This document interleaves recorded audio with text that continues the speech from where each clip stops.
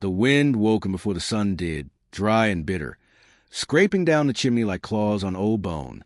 He sat up in the narrow bed, blanket stiff with frost at the edges, the silence of the room thick with memory. The fire had long since gone cold. His boots waited at the hearth like two dead animals. He slid into them without thought. He hadn't spoken to a soul in 5 days, unless you count the pine cross out back. Sometimes he did. Outside, the sky was that kind of pale that comes just before blue. He chopped wood until his shoulders ached, until the numbness in his hands became pain again. Splinters flew. He didn't stop until blood welled where the axe handle bit through callus. Only then did he sit. On the stump, breath steaming, heart hammering for no reason other than it remember how. The ranch was a husk of what it had been. The barn leaned like an old drunk. The fences gaped like broken teeth. A single cow wandered near the stream and bellowed. Not out of hunger, just loneliness. He knew the sound. He told himself he'd make the trip to town tomorrow. It had been 6 weeks since he last traded for flour, longer since he'd had coffee that didn't taste like burnt dirt. He didn't need much. Mostly, he just wanted to feel the weight of a door swinging open, the sound of boots on boardwalk, a voice that wasn't his own. By the time he reached the rail town, dusk had smeared the sky purple. Horses snorted in their hitch. Boys smoked rolled tobacco on crates, and women leaned out of the saloon with the same painted hope as always. The streets reeked of piss and cheap perfume. He tied up his mare and walked toward the general store. That's when he saw her. She was sitting alone on the depot bench, knees pressed together, suitcase resting like a tombstone by her feet. The dress she wore was made for a smaller woman. Her shoulders strained at the seams, sleeves pinched her arms, and yet she sat as if she belonged exactly where she was. Chin high, eyes dull but dry. Nobody looked at her. Not directly, but he caught the sideways glances, the way a boy snorted and whispered. Guess he took one look and ran for the hills. The way the station master stepped wide around her suitcase like it was diseased. He went inside the store. Bought coffee, tobacco, flour, and nails. Thought about whiskey. Didn't buy it. When he came back out, she was still there. Snow was coming in slow, crooked flakes melting against her hair. He found his voice. It felt foreign, like a tool rusted shut. "You waiting for someone?" he asked. She didn't look up. Just said, "Not anymore." Her voice was steady. Flat. No tremble in it. He nodded once, slow. "You got a place to go?" "No," she said, finally turning her eyes on him. They were green, but not the bright kind. The tired kind. Swamp green. Heavy with miles. "And I don't want your pity." "Good," he said. "I ain't got any." They sat in silence for a long breath. The kind that feels like it could break something if either of them spoke too fast. "You hungry?" he asked. "Always." He untied his mare and brought the supplies over. She stood, picked up the suitcase without flinching, and followed him like she'd already decided where this was going. He didn't ask her name. She didn't ask his. They rode in silence out of town. Snow thickened behind them, coating the trail in white. The land stretched endless and unkind, but she didn't complain once. Only when the stars came out did she speak again, voice quieter than before. "You always do things like this?" He shook his head. "No." "Then why now?" He thought for a long time before answering. "Seemed like we both got left." She didn't reply. But after a while, she shifted closer on the saddle, just enough that her weight leaned into his, just enough that it didn't feel quite so hollow. They reached the ranch close to midnight. He lit the fire. She unpacked a single pan, 2 spoons, and a cracked tin of beans. When he offered her the bed, she refused, took the floor by the hearth and rolled up in his dead wife's quilt like she didn't know it used a smell like lilacs. He didn't sleep. Not really. Just watched the fire glow across her sleeping face, softening the sharp edges the world had carved into her. He'd buried his wife under a cottonwood tree with roots, so deep it drank her tears along with the rain. After that, he told himself the house was meant to be empty, that peace came from silence, not from people. But the silence had grown teeth. It gnawed at the edges of his sleep. It hollowed out the sound of the wind, until even the wolves wouldn't answer. Now there was breathing in the room. Real human breathing. The fire snapped and hissed like it approved. In the morning, he'd need to decide what she was. Stranger, wife, burden, salvation. But for tonight, there were no labels. Just two people too tired to run, too hungry for company to lie. Outside, the wind slowed. Inside, the floor stopped creaking. And for the first time in a long time, the house felt like it had been waiting for something. Or someone. The marriage took place 2 mornings later, beneath a sky the color of worn denim. The justice of the peace barely looked up as he scrawled their names into the yellowed ledger, then passed the book to them with a pen that had more rust than ink. No church, no vows, no kiss. Just a nod, a grunt, and the sound of a paper sealing shut what neither of them could name yet. He didn't ask her to wear white. She didn't ask him to lie. Afterward, they walked out into the wind together. She adjusted the too small coat he'd lent her, stiff canvas and horsehair lining pinching at the shoulders. He offered his arm. She didn't take it. He drove the wagon slowly back to the ranch. The mare trotted obediently, hooves crunching through brittle patches of frostbitten grass. The mountains of the west squatted like tired gods, watching with the same silence they gave to everything. She didn't speak for a long time, just held the valise in her lap and watched the horizon, lips set hard as a trail. Eventually, she asked, "What made you do it?" He didn't look at her. Didn't like the idea of you waiting there another day. That kind of pain gets into a person's bones. I know that. She nodded. I didn't need saving. He nodded too. Didn't say you did. Back at the ranch, she stepped down from the wagon before he could help. She walked straight toward the house like she'd always belonged there, like the door had been hung with her in mind. Inside, she set her valise at the base of the stairs and asked where the wash basin was. He pointed. She disappeared for an hour, and when she returned, her hair was damp and braided, her sleeves rolled, and her eyes clearer than before. She scrubbed the table, mended the curtains, boiled water for coffee that hadn't tasted decent in months. By dusk, the place smelled of lye, wood smoke, and cinnamon, though he never saw her add anything sweet. He watched from the porch, pipe unlit, hands aching from stillness. The way she moved, brisk with purpose, reminded him of a storm that hadn't made landfall yet. He could feel it, shifting something deep inside the walls. "I can clean the barn tomorrow," she said, not asking. "Your tools are rusting." "You don't have to work," he replied. She looked at him flat. "Then stop looking at me like I owe you for the roof." He dropped his eyes. "I didn't mean it like that." She wiped her hands on her skirt and walked past him into the night air, where the stars had begun to show, cruel and cold. That evening, she unpacked quietly in the corner of the bedroom he hadn't used since his wife died.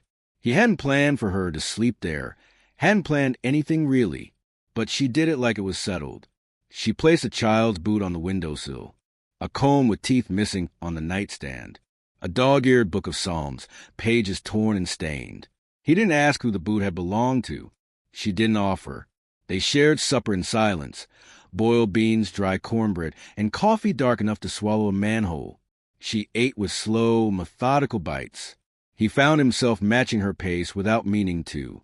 After, she stared into the fire while he rolled a cigarette and didn't light it. "You think it's going to work?" she asked. He shrugged. "Ain't tried it yet."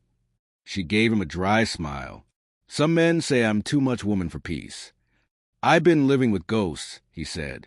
"Could use something solid." She didn't smile after that, just watched the flames and muttered, "Solid things still break." The next day, he found her weeping in the barn, her hand buried in the mane of the mare. She didn't hear him at first. When she did, she didn't flinch or hide. "I was 16 when they sold me," she said, voice barely more than smoke, "to a man twice my age. Called it a dowry. My folks called it lucky." He stepped forward, slow, like approaching a wounded animal. "Was that who left you at the station?" She shook her head. "No, that one died after 3 winters. This one, the one who left, he was worse. Said I'd bring bad luck to any children, that I was cursed. Fat women don't bear easy," he said. Gave me a ring to shut me up, then disappeared before the wedding supper. He clenched his jaw. "That ring still on you?" She reached into her bodice and pulled it out, a thin loop of tarnished gold on a string. Not stolen, but I don't wear it. He looked her full in the face then. I don't care what he said. No, she said, but I do. They stood like that for a long time, surrounded by horses, hay, and cold air thick with truths neither had shared in years. From then on, something shifted. She began mending fences, cutting kindling, straightening nails with a rock and hammer. He caught himself humming once while fixing a gate, stopped, and didn't apologize when she looked up. They didn't touch. Not yet, but the distance between them became something shared instead of something empty. One night, while she was making soap in a kettle over the fire, he said, "You got a name you prefer?" "Most call me Thora," she said. He nodded. "Most call me Jonah."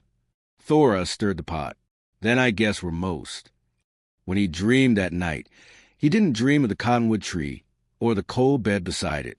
He dreamed of steam rising from cracked knuckles, of a comb gliding through thick hair, of someone humming low and off-key. But the peace didn't last long. 2 days later, he noticed the horses restless, their eyes white with some private fear. Chickens refused the coop. Something had changed in the air, an edge beneath the wind, the way it carried a scent not meant for this land.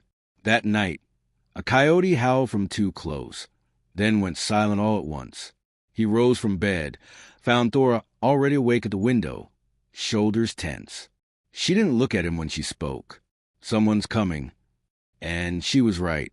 The men came at dawn, dressed too fine for the dust they stirred. 3 of them, mounted on clean horses, boots polished, rifles slung with lazy confidence. Their faces were the kind you remember for the wrong reasons. Too smooth, too smug, eyes that searched like fingers through a drawer. Thora saw them first. She was drawing water from the well, her sleeves rolled, wrists red with cold. She froze mid-motion, gaze locked on the trail where they emerged like bad omens from the trees. Jonah stepped onto the porch, shotgun held low but loaded. The men dismounted, taking their time. "Morning," the tallest one said, tipping a hat that hadn't seen sweat. "Fine property. Shame it's so far out." Jonah nodded once. "You're trespassing." The man smiled without warmth. "We're looking for someone. A woman. Big girl. Dark braid. Took something that didn't belong." He didn't glance at Thora, who now stood silent behind the well, back straight as a fence post. Jonah stepped off the porch, boots crunching over frostbitten grass. "Haven't seen anyone out here but livestock and ghosts," he said. Another of the men, younger, chewing a toothpick, walked toward the barn like he owned it. "Mind if we look around?" "I do." The first man laughed, slow and amused. "We just want what's ours. A ring, maybe, some unfinished business." Thora's voice rang out across the yard, calm, sharp. "It ain't yours." He gave it to me. All 3 turned. She stood beside the well, arms crossed, not flinching. "I didn't steal nothing," she said. "You want to lie, do it somewhere else." The mood shifted. The laughter stopped. The one by the barn came back, hands twitching near his belt. Jonah spoke before they could. "You've been warned. Leave now. Don't come back." The tall man let the silence stretch, then spat into the dirt and mounted his horse. "We'll be back," he said. "We always collect." They left without another word, hooves carving scars in the earth. Inside, Jonah bolted the door, poured coffee with hands that didn't shake, though they should have. Thora stood near the fire, arms wrapped around herself like armor. "You know them?" he asked. She nodded. "The tall one's named Finch. He worked for the man I was promised to, ran his dirty errands, traded in women like cattle. When I fled, I took the ring. He sees it as theft." "Why didn't you tell me? Would it have changed anything?" He didn't answer.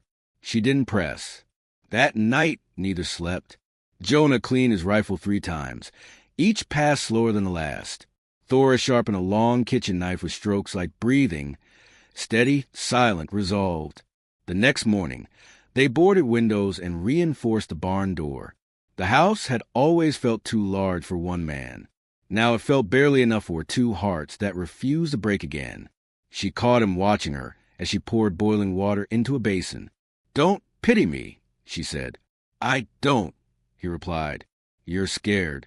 I am. Good, she said. Means you'll fight smart. They spoke little after that. But something passed between them, an unspoken oath forged in the fire between them. Not love, not yet, but something older than that. Something that came from choosing to stay when you had every reason to run. The wind howled through the hills that evening, carrying the scent of pine smoke and fear. Chickens huddled beneath the eaves. The mare wouldn't come to the fence. Even the trees seemed to listen, their branches rigid, frozen mid-reach. Jonah stood by the window, watching shadows crawl long over the land. He'd spent most of his life avoiding conflict, knowing that peace often meant swallowing a man's pride. But this wasn't pride. This was her. He remembered how she looked when she slept. Face softened, mouth parted, one hand curled around that comb like a weapon. He remembered the smell of her soap, sharp and clean. He remembered the way her voice cracked only once, talking about being sold like a mule. And he knew, in a part of him he rarely touched, that there'd be no turning away from this fight. He found her outside by the cottonwood tree. The moon was low, heavy with promise. You really think they'll come back? She asked. I don't think they ever left. She looked at him, eyes bright in the cold. If they take me, they'll break me. They won't, he said. You sure? No, but I'll kill to stop it. She let out a breath that steamed into the night, then reached into her bodice and pulled out the ring. She knelt and buried it in the soil beneath the tree, pressing the dirt down with the heel of her hand. No more running, she said. When she stood, he reached for her hand. She let him take it. Inside, they moved the bed against the door, set lanterns along the hallway, laid nails beneath the windowsills. It wasn't much. It didn't need to be. As they settled into the tense hush before storm, Thora leaned back in the chair by the fire, knife tucked in her apron, eyes watching flame. You still think I'm too much woman? She asked. He looked at her, long and slow. I think you're the only thing big enough to scare them. The fire popped. She smiled, and in the dark beyond the windows, somewhere in the hills, a branch snapped. The first shot came just after dawn, clean and sharp, slicing the quiet like a blade through linen. It hit the porch post, splintering with inches from where Thora had been standing. She dropped to a crouch without a sound, already moving toward the rifle they'd propped near the stair rail. Jonah was at the window, jaw set, eyes scanning the tree line. 3 shapes moved low through the sagebrush. The morning light caught the glint of metal, rifle barrels, belt buckles, the hungry glimmer in Finch's eyes as he called out, Thora, you've had your fun, but it's time to come back. You know the rules. You run, we hunt. You hide, we smoke you out. Jonah leaned out and fired once. One of the shapes dove behind a rock. The other 2 scrambled out of range, retreating behind a ridge. Thora spoke without looking at him. They'll try to flank us. He nodded. You take the back. She didn't hesitate. Inside, the air was thick with wood smoke and fear, but it didn't freeze them. It sharpened them. She moved like she'd been born for war in a woman's body. Checking the back window, setting up the spare rifle across the grain sack she dragged in from the barn. He stayed at the front, counting their movement by sound. Twigs breaking, boots grinding against rock, Finch shouting nonsense to rattle them. Jonah, she said, low and clear. He turned. She was at the kitchen doorway, holding the ring she dug up in the night. I'm not dying with this thing on my chest.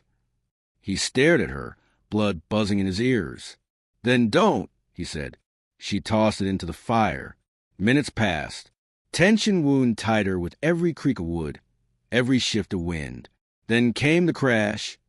2 men breaking to the rear fence, one with club, the other already firing blind. Thora was faster. Her rifle cracked once. One man dropped with a wet grunt. The other reached the wall of the house, smashing to the back window. Jonah ran toward the noise. Before he reached her, Thora had already met the man with the kitchen knife. They grappled in the dark, grunting, cursing. He tried to throw her down, but she twisted, slammed his face into the stove, and drove the blade into his side. The man crumpled, bleeding fast. Thora staggered back, chest heaving. You all right? Jonah asked, hands on her shoulders. She nodded, not hurt, just mad. Then the front door shattered inward. Finch, alone, pistol drawn. His eyes swept the room, wide and wild. "Thought I'd find her hiding," he said. "Didn't think you'd both be this stupid." Jonah raised a shotgun. "Don't," Finch said, smile twitching. "You shoot me, you both die. I got friends down the hill. They'll come running when I don't return." "No," Thora said from behind. "You don't." Finch turned just in time to see her coming. She didn't have a knife. She didn't need it. She hit him like a landslide, shoulder first, grabbing his gun arm. Forcing it up, the shot went wide, into the ceiling. Jonah moved in. Between them, they forced Finch to the ground. He struggled, then froze when the shotgun muzzle pressed his temple. "Please," Finch gasped. "I was just doing my job." Thora's voice came low. "Your job was selling girls to graves. I didn't choose it. I just did what I was told." "So did I," she whispered. "And I'm choosing different now." Jonah looked at her, waited. She didn't blink. "Not like this," he said. "You kill him, you carry it forever." She stared at Finch, who was shaking now, wetting himself on the floor. "I already carry worse," she said. But she stood up. They stripped him of his boots, his weapon, and tied his hands with feed rope. Jonah dragged him out to the edge of the cottonwood grove, while Thora gathered the bodies. They buried the two men in a shallow grave behind the barn. Jonah didn't speak. Thora's hands bled from the digging, but she didn't wipe them clean until the last stone was laid. They didn't mark the graves. When Jonah returned from the grove, Finch was gone. A trail of stumbling footprints led into the hills, barefoot and bleeding. Neither of them followed. That night, the wind changed direction. Rain came for the first time in weeks. It smelled like dust waking up. Thora sat on the porch with a cup of hot chicory, her legs pulled under her, the firelight flickering behind her through the windows. Jonah joined her quietly, sitting close but not touching. "I buried 3 husbands," she said. "One from sickness, one from kindness, and one I never married." Jonah took a sip, said nothing. "I always figured I was cursed. Too heavy for joy, too loud for peace." "You're not cursed," he said. "You're surviving." She looked at him then, really looked. "You think that's enough?" He reached out, took her hand, rough against his, warm and real. "No, but it's a start." They sat like that until the rain soaked the earth clean, until the chickens clucked again, until the sky split with a new kind of light. In the morning, she planted lilacs by the barn, where the ground still smelled of gunpowder. Jonah built her a rocking chair from the scrap, what he'd been saving for years. They didn't speak of love. They didn't need to. He handed her a cup of water as she wiped her brow. "You still think I married you out of pity?" he asked. She smirked. "No, I think you did it out of guts." He looked out at the land, the fence repaired, the barn standing tall. "I stayed out of love." She said nothing, but for the first time, she smiled like she believed it. Behind them, the house stood strong, fire crackled within. Ahead of them, the prairie rolled out under the new sun, wide and rough and full of promise.